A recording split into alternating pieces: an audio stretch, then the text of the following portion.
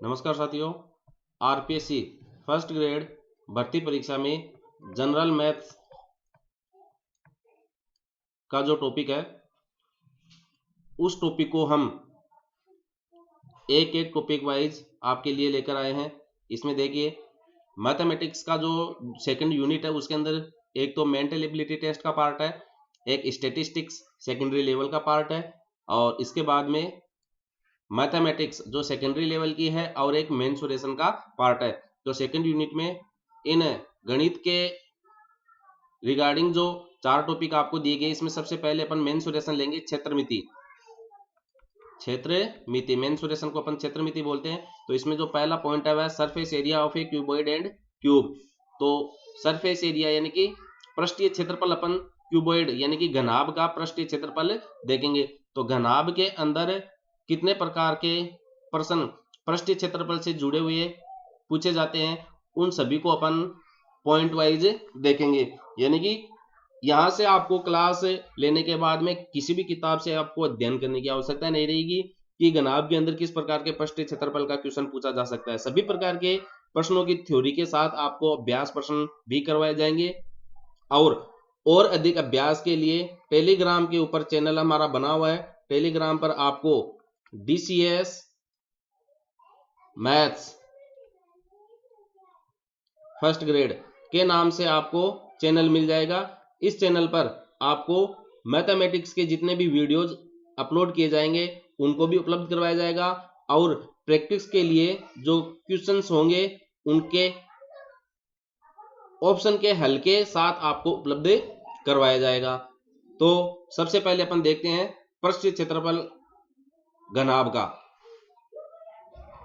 तो घनाभ का पृष्ठीय क्षेत्रफल पढ़ने से पहले हम ये देखते हैं कि उस घनाभ के अंदर कितनी पृष्ठ होती है। पृष्ठ को हम देखिए फलक के रूप में जानते आए हैं। तो एक घनाभ जो होता है और घन जो होता है, उन दोनों के अंदर ही 6 फलक होते हैं, 6 पृष्ठ होते हैं। तो देखिए, एक कमरे की आप कल्पना कर सकते हैं। एक कमरा जो होता है उसके अंदर एक तो फर्श होता है, एक छत होती है और 4 उसके अंदर खड़ी दीवार होती है। तो ये ही 4 तो ये फलक हो जाती है, एक फर्श और एक छत। तो कुल मिला के ये 6 फलक अपने को घन और घनाभ के अंदर मिलती है।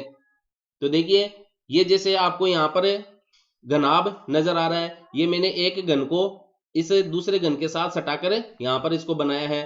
यहाँ पर देखिए, अगर हम इसको सामने इससे देखते हैं तो ये इसका जैसे सामने का व्यू है, इधर से आप देख लीजिए कि ये सामने का व्यू है। यहाँ पर तो एक तो सामने का हिस्सा आ जाता है, एक जस्ट इसके पीछे होता है।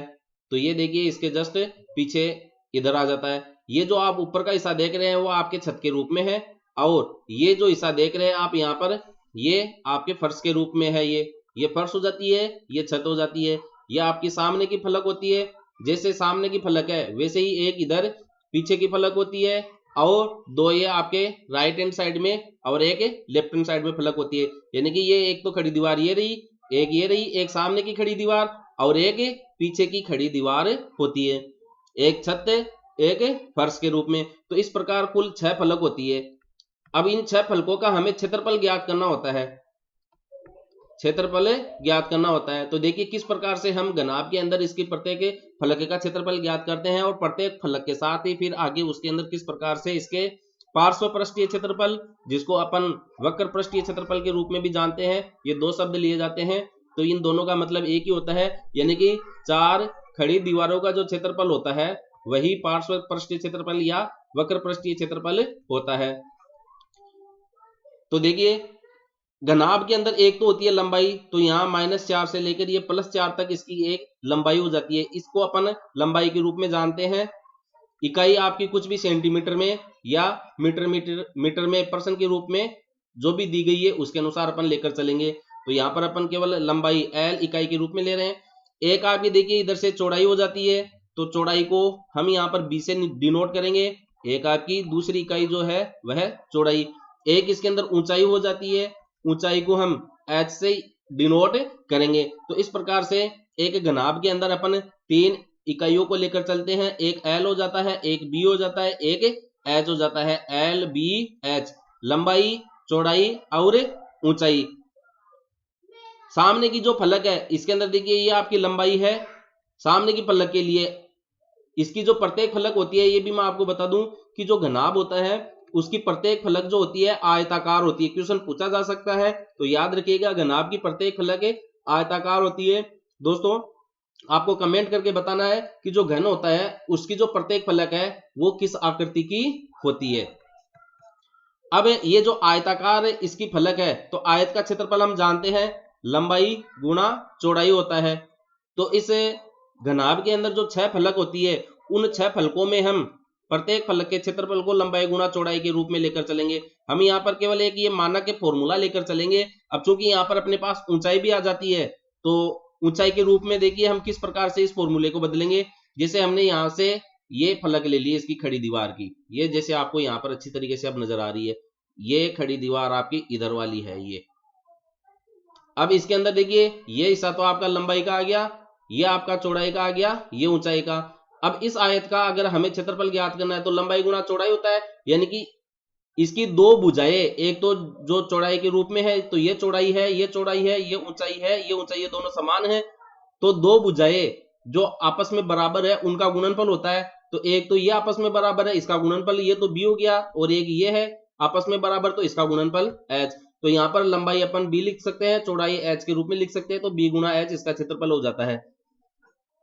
तो सबसे पहले अब ये चीज आपके समझ में आ गई, सामने की फलक होगी, पार्श्व की फलक होगी, पीछे की होगी, और ऊपर के लिए देखिए क्या आ जाता है, इधर से आपकी ये चौड़ाई होती है, ऊपर फर्श जो छत होती है, छत का जो क्षेत्रफल यदि आपको ज्ञात करना है तो इसको देखो ये b लिखा था हमने, तो ये भुजा भी यहाँ पर b है और ये आपकी l के रूप में आ जाती है, तो ये b गुणा l के रूप में, तो b गुणा l जो छत का क्षेत्रफल है और फर्श का क्षेत्रफल भी आपका b गुणा l हो जाता है।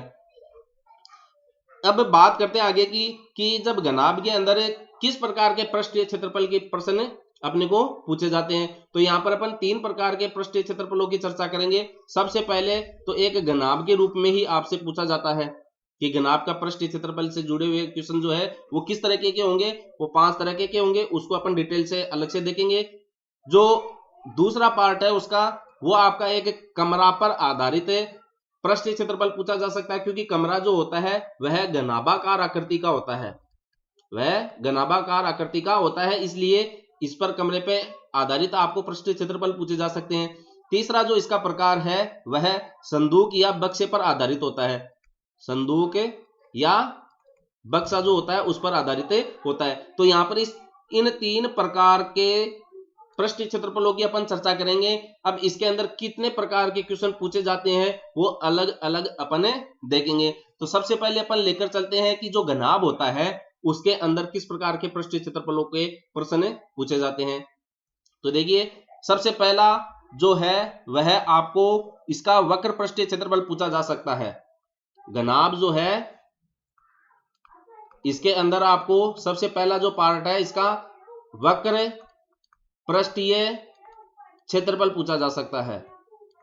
तो हमें वक्र पृष्ठीय क्षेत्रफल का सूत्र याद है तो अच्छी बात है, नहीं तो अपन यहां पर देखेंगे कि वक्र पृष्ठीय क्षेत्रफल जो है वह किस प्रकार से होता है। मैंने अभी आपको बताया था कि जो वक्र है उसको आपको पार्श्व पृष्ठीय क्षेत्रफल के रूप में भी पूछा जा सकता है। अब पार्श्व का मतलब हो गया जो 4 खड़ी दीवारें हैं, जो 4 खड़ी दीवारें हैं इनका चारों का जो क्षेत्रफलों का योग है वही आपका वक्र पृष्ठीय क्षेत्रफल या घनाभ का पार्श्व पृष्ठीय क्षेत्रफल होता है। 4 खड़ी दीवारों के क्षेत्रफलों का योग, मैं छोटा सा लिख दूं आपके लिए, 4 खड़ी दीवारों के क्षेत्रफलों का योग आपका वक्र पृष्ठीय क्षेत्रफल घनाभ का या घनाभ का पार्श्व पृष्ठीय क्षेत्रफल कहलाता है। अब देखिए खड़ी दीवारों में कौन आ जाता है, एक तो ये सामने की फलक है, एक ये लेफ्ट हैंड साइड में, एक ये आपके राइट हैंड साइड में, और एक ये पीछे की फलक। तो जब हम घनाभ की आकृति को देखते हैं तो जो आपके सामने की फलक का क्षेत्रफल होता है वो पीछे की फलक के क्षेत्रफल के बराबर होता है। यानी कि यदि आप सामने की फलक का क्षेत्रफल ज्ञात कर लेते हैं और उसको 2 से गुणा कर देते हैं तो आपको 2 फलकों का क्षेत्रफल प्राप्त हो जाता है। अब ऐसे ही जो एक फलक, अब एक फलक अपनी इधर से ये खड़ी हुई है, तो इसके अंदर देखिए ये जो फलक है साइड की, लेफ्ट हैंड साइड की, इसका जो क्षेत्रफल है वो इधर वाली राइट हैंड साइड के अंदर जो खड़ी दीवार है, फलक है, इसके क्षेत्रफल के बराबर होता है। तो दो तो ये हो गया, और दो आमने की, सामने की या पीछे की, तो टोटल 4 फलक होगी अपनी। तो इन चारों फलकों के क्षेत्रफलों का योग ही घनाभ का वक्र पृष्ठीय क्षेत्रफल या घनाभ का पार्श्व पृष्ठीय क्षेत्रफल कहलाता है। अब देखिए सबसे पहले हम सामने की जो पृष्ठ होती है उसके क्षेत्रफल को देखते हैं, और उसके आधार पर हम पीछे वाली पृष्ठ के क्षेत्रफल हैं। तो सामने देखो हमने इस भुजा को L बताया था लंबाई, तो सामने की फलक आपकी ये है, तो इसके अंदर चौड़ाई क्या हो जाएगी आपकी, देखिए एक तो ये लंबाई है तो ये भी लंबाई रहेगी। अब ये देखिए यहां पर ऊंचाई के रूप में हमने इसको बताया था। अब आयत का जो क्षेत्रफल है वह लंबाई गुना चौड़ाई होता है, तो लंबाई तो यहाँ पर लंबाई के रूप में है, लेकिन चौड़ाई यहाँ पर ऊंचाई के रूप में है। तो हम सामने की पृष्ठ का जो क्षेत्रफल है, सामने की पृष्ठ का क्षेत्रफल वह L गुना H के रूप में लिखेंगे, और साथ में वर्ग इकाई लिखेंगे।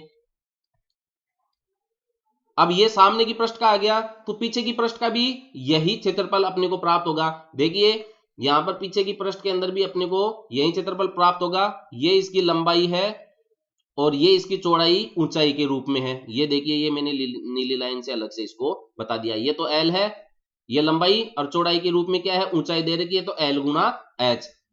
तो सामने की और पीछे की फलकों को हम 2 गुना L गुना H के रूप में लिख सकते हैं। मात्रक इसका भी वर्ग इकाई ही रहेगा।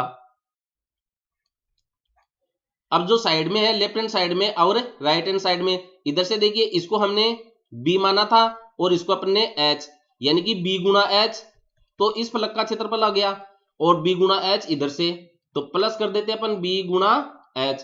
तो ये जुड़कर कितना हो गया आपका B गुना H, B गुना H, 2 गुना B गुना H हो गया। अब इन दोनों को अपन जोड़ लेते हैं, तो ये जुड़ के कितना हो गया देख लीजिएगा, जो वक्र पृष्ठीय क्षेत्रफल है वो प्राप्त हो जाता है। वक्र पृष्ठीय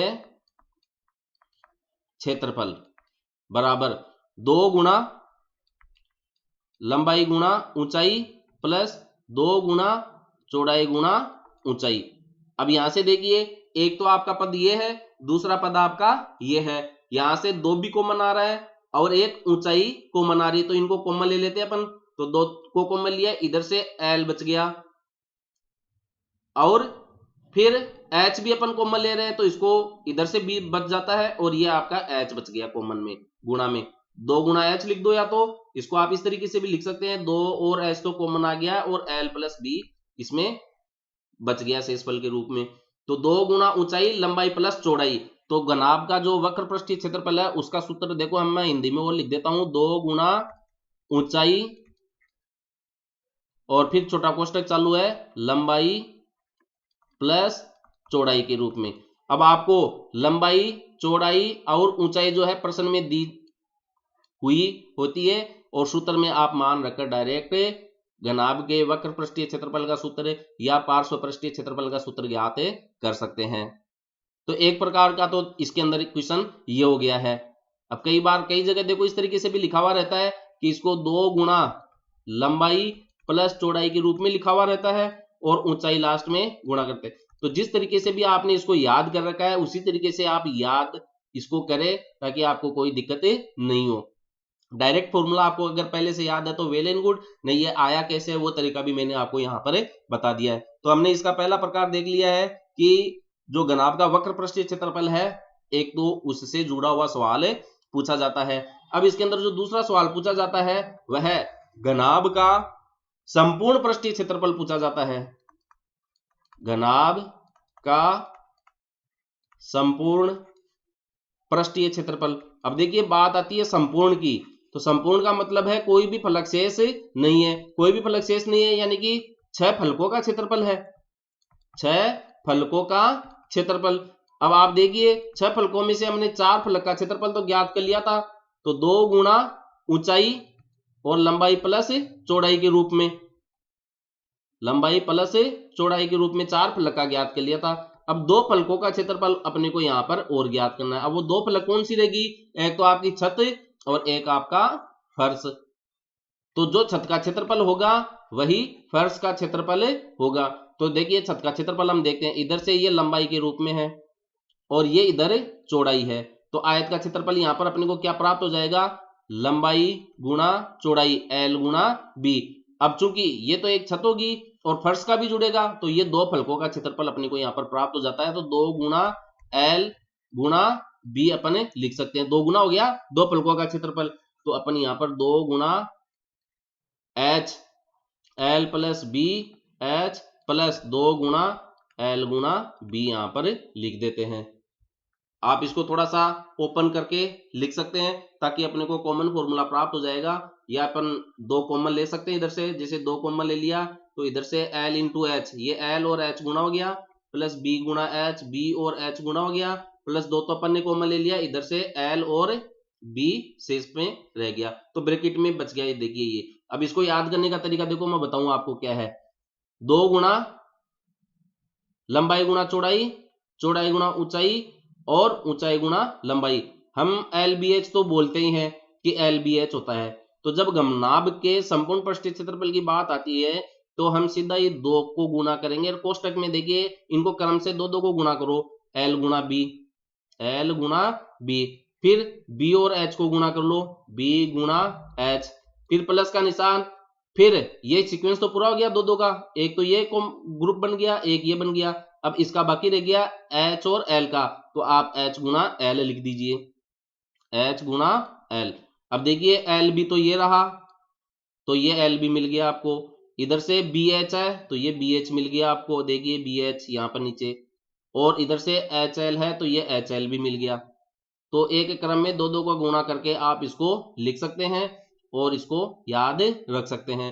तो इस प्रकार हमने घनाभ का संपूर्ण पृष्ठीय क्षेत्रफल भी ज्ञात कर लिया, जो कि देखिए इसको मैं दोबारा लिख दूं हिंदी में भी, 2 गुणा लंबाई गुणा चौड़ाई, फिर प्लस का निशान है, गुणा का निशान नहीं लगा देना है, चौड़ाई गुणा ऊंचाई, चौड़ाई गुणा ऊंचाई, फिर प्लस का निशान है, ऊंचाई गुणा लंबाई।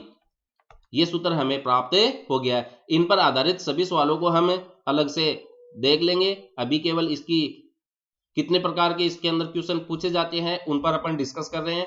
आगे आपको इन पर आधारित सवाल भी समझाए जाएंगे, बताए जाएंगे, हल करवाए जाएंगे। तीसरा जो सवाल इसके अंदर पूछा जाता है वह घनाभ का विकर्ण है। घनाभ का विकर्ण। तो देखिए घनाभ के अंदर किस प्रकार से विकर्ण को अपन ज्ञात करते हैं। घनाभ का जो विकर्ण होता है, तो सबसे पहले मैं बात बता दूं आपको कि इसके अंदर 2 विकर्ण होते हैं, सॉरी 4 विकर्ण होते हैं। लिखने में आ गया लेकिन बोलने में अलग हो गया है। 4 विकर्ण इसके अंदर अपन देखते हैं। तो देखिए एक तो ये एक को अपन n से जोड़ते हैं तब अपने को एक विकर्ण प्राप्त होता है। कोनों को कोनों से मिला दो, एक H को जब हम इधर से ये जो 4 का पॉइंट है इधर से मिला देते हैं, दूसरा विकर्ण। तीसरा विकर्ण देखिए ये E को अपन इधर J से मिला देते हैं, और चौथा ये कोना बच गया तो इस कोने को अपन इधर M से मिला देते हैं। तो इस प्रकार से हमें 4 विकर्ण मिलते हैं। अब यहाँ तो ये मैंने हाथ से लाइनें खींची है, तो वास्तविकता में होता है क्या है कि चारों विकर्ण एक ही बिंदु पर प्रतिच्छेदित होते हैं, किसी एक ही बिंदु से ये गुजरते हैं। तो 4 विकर्ण हो गए, इनमें से किसी एक विकर्ण का मान अपने को ज्ञात करना है। तो ज्ञात कैसे किया जाता है उस चीज को भी मैं आपको डिटेल से समझा देता हूं कि जो घनाभ का विकर्ण है उसका मान अपने को लंबाई का वर्ग प्लस चौड़ाई का वर्ग प्लस ऊंचाई का वर्ग प्राप्त होता है। लंबाई का वर्ग कर दो प्लस चौड़ाई का वर्ग करो प्लस ऊंचाई का वर्ग करो, यानी कि लंबाई चौड़ाई और ऊंचाई के वर्गों का योग करते हैं और फिर उसका वर्गमूल ज्ञात कर लेते हैं, तो हमें घनाभ का विकर्ण प्राप्त हो जाता है। अब ये आता कैसे है इसको हम समझते हैं। हम यहाँ पर इस पॉइंट J को E से मिला देते हैं, देखिए ये E से मिला देते हैं, ये एक विकर्ण अपन मानकर चलते हैं। तो इस विकर्ण का मान ज्ञात करने के लिए देखिए हमें क्या करना पड़ेगा, हमें इस भुजा का मान भी पता होना चाहिए। तो ये एक देखिए समकोण त्रिभुज हो गया आपका, यहाँ पर ये समकोण त्रिभुज हो गया है। ये तो अपने पास देखिए ऊंचाई के रूप में रहता है। अब अगर हमें इस भुजा का मान प्राप्त हो जाए तो हम इसका कर्ण ज्ञात कर लेते हैं।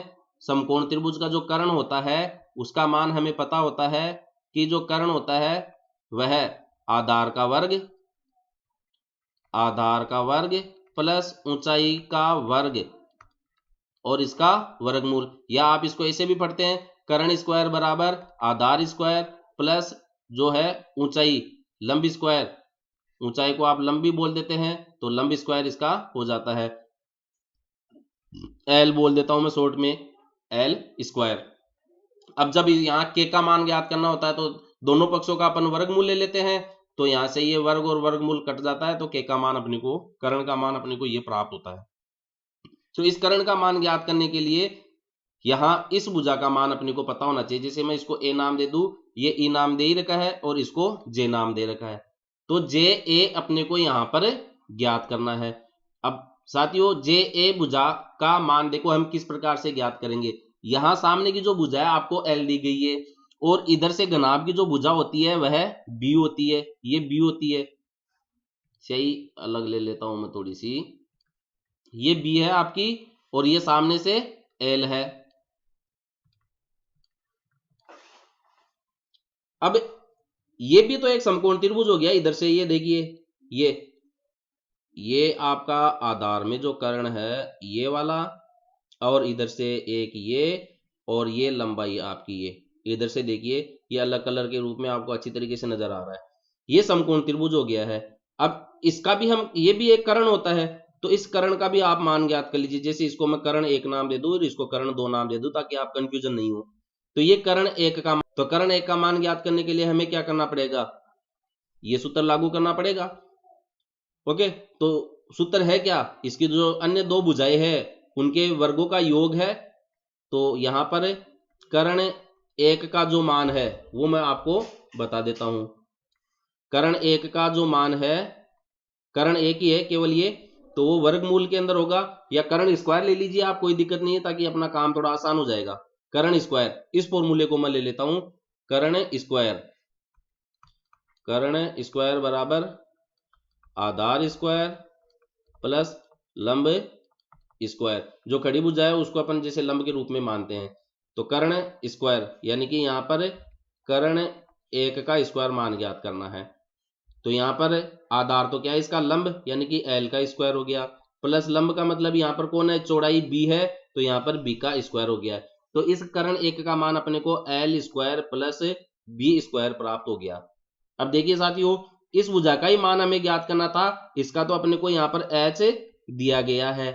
अब ये एच दिया गया है, तो अब कर्ण दो का अपन मान ज्ञात कर सकते हैं, क्योंकि यहां पर हम फिर पुनः समकोण त्रिभुज की जो अवधारणा है वह लागू कर देंगे। तो देखिए कर्ण दो का मान अपने को पता करना है, तो कर्ण स्क्वायर लिख देते हैं अपन, कर्ण दो का स्क्वायर जो होता है वह आधार का स्क्वायर और लंब का स्क्वायर होता है। तो देखिए कर्ण एक का मान यहां पर क्या है, तो मैं एक बार जैसे कर्ण एक लिख दूं कि जो आधार है वह यहां पर कर्ण एक का स्क्वायर है और इधर से ऊंचाई का स्क्वायर हो जाएगा, ये तो आधार का स्क्वायर कर्ण एक है और ये ऊंचाई का स्क्वायर हो गया। अब कर्ण एक का स्क्वायर देखिए कितना दे रखा है अपने को, L square plus B square दे रखा है, तो यहां पर अपन लिख देते हैं एल स्क्वायर प्लस का बी स्क्वायर प्लस का एच स्क्वायर। ये कर्ण एक का स्क्वायर का जो मान है वो मैंने लिखा है यहाँ पर और कुछ भी नहीं किया है। तो देखिए यहाँ पर आपको कर्ण दो का जो स्क्वायर है वह आपको L square plus B square plus H square के रूप में मिला है, यानी कि इसका जो मान है वो L square plus B square plus H square प्राप्त हुआ है। लेकिन यहाँ पर अपन लिखेंगे कर्ण दो का स्क्वायर प्राप्त हुआ है, लेकिन हमें तो केवल कर्ण दो का मान ज्ञात करना है, इसलिए हम यहाँ पर क्या करेंगे, दोनों पक्षों का वर्गमूल ज्ञात करेंगे। दोनों पक्षों का वर्गमूल ज्ञात करने पर, तो ज्ञात करेंगे तो देखो क्या होगा, इधर से भी वर्गमूल लगेगा और इधर से भी वर्गमूल लगेगा, तो यहां पर वर्ग और वर्गमूल तो आपस में कट जाएगा, तो कर्ण दो का मान आपको प्राप्त हो गया है। कर्ण दो का मान हो गया वर्गमूल में लंबाई का वर्ग प्लस चौड़ाई का वर्ग प्लस ऊंचाई का वर्ग। तो ये जो कर्ण दो है यहाँ पर घनाभ का विकर्ण है, ये कर्ण दो ही यहाँ पर क्या है, घनाभ का विकर्ण के रूप में जाना जाता है। तो घनाभ का विकर्ण क्या हो गया आपका, लंबाई चौड़ाई ऊंचाई के वर्गों का योग और उसका वर्गमूल, लंबाई चौड़ाई और ऊंचाई के वर्गों का योग और उसका वर्गमूल। तो ये विकर्ण अपने को प्राप्त होता है। तो जो विकर्ण का मान अपने को यहाँ पर ये प्राप्त होता है, तो अन्य जो 3 विकर्ण बचे हुए हैं उनका भी मान अपने को यही प्राप्त होता है। तो आप याद रखिएगा, घनाभ के अंदर जो 4 विकर्ण होते हैं उनमें प्रत्येक विकर्ण का मान आप लंबाई, चौड़ाई, ऊंचाई के वर्गों का योग करके और उसका वर्गमूल ज्ञात करके ज्ञात कर सकते हैं। यही मान प्राप्त होता है चारों विकर्णों का, क्योंकि घनाभ के जो चारों विकर्ण है वह बराबर होते हैं। अब एक अन्य सूत्र और दे रखा है जिसको आप याद रखेंगे। देखिए, जब आपको तीनों भुजाओं का योग दे रखा हो सवाल के अंदर और विकर्ण दे रखा हो, तो आप कुल पृष्ठीय क्षेत्रफल कैसे ज्ञात करेंगे? तीनों भुजाओं का योग दे रखा हो, तीनों भुजाओं का योग और विकर्ण का मान दे रखा हो, तब हम किस प्रकार से कुल पृष्ठीय क्षेत्रफल ज्ञात करेंगे? क्योंकि ये तो सीधे सूत्र पे आधारित हो गया। तो कई बार क्या है, क्वेश्चन को थोड़ा घुमा दिया जाता है, तीनों भुजाओं का योग दे दिया, लेकिन अब तीनों भुजाओं का मान अपने को पता ही नहीं है, तो हम किस प्रकार से विकर्ण का मान ज्ञात करें? योग दे दे, विकर्ण दे दे, लेकिन एल और बी और एच तो अलग से दे ही नहीं रखा है।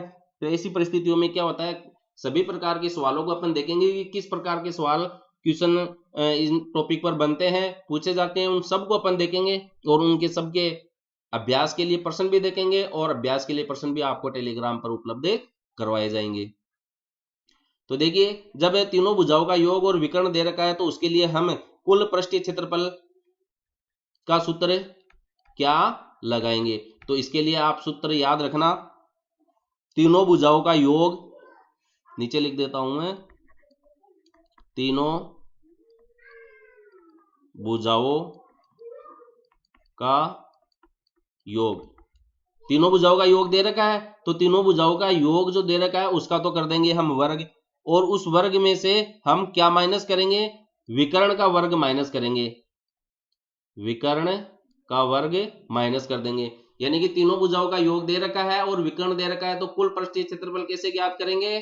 तीनों भुजाओं के योग का वर्ग ज्ञात करेंगे, विकर्ण का वर्ग ज्ञात करेंगे और तीनों भुजाओं के योग के वर्ग में से विकर्ण के वर्ग को हम घटा देंगे, तो हमें कुल पृष्ठीय क्षेत्रफल घनाभ का प्राप्त हो जाएगा। इसको आप याद रखिएगा। अब अगली क्लास में हम जो कमरा है उस पर किस प्रकार के सवाल आपको पूछे जाते हैं उन सभी को इसी तरीके से समझेंगे, और उसके बाद में हम संदूक और बक्से के ऊपर किस प्रकार के सवाल पूछे जाते हैं उनको समझेंगे, और उसके बाद में इन पर आधारित अभ्यास प्रश्नों को लेकर आपको अभ्यास के लिए प्रश्न भी उपलब्ध करवाए जाएंगे। तो वीडियो को आप अपने दोस्तों में अधिक से अधिक शेयर करें, लाइक करें, ताकि वे भी निःशुल्क गणित का अध्ययन प्राप्त कर सके और आगामी प्रतियोगी परीक्षाओं में अपनी सफलता का परचम लहरा सके। धन्यवाद।